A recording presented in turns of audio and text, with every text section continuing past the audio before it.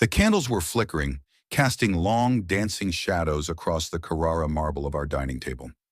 It was our 7th anniversary. Copper, they call it. Strong, conductive, but easily tarnished if you don't polish it. Claire sat across from me, swirling a glass of vintage Cabernet, her eyes reflecting the flame with a predatory glint I'd mistaken for passion for nearly a decade. She looked perfect. Her hair was swept back, her silk dress the color of a bruised plum.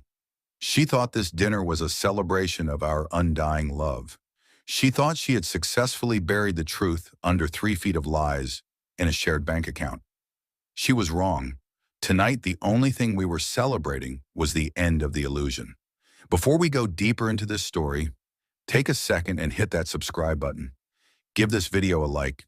And let us know where you're watching from. I'm curious to know how far these stories travel. I sat there, feeling the weight of the manila envelope hidden beneath my linen napkin, and I realized that revenge isn't just a dish served cold. It's a dish served with a side of absolute crushing silence. To understand the look I was about to put on her face, you have to understand who Ethan Vance used to be.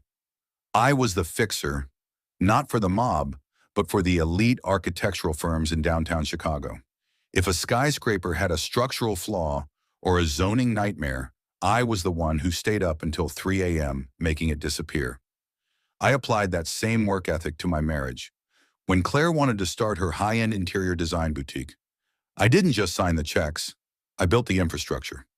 I was her silent partner, her biggest cheerleader, and, as it turns out, her biggest fool.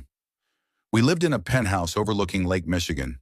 From the outside, we were the power couple of the Gold Coast. But for the last 6 months, I had started noticing the glitches in the matrix.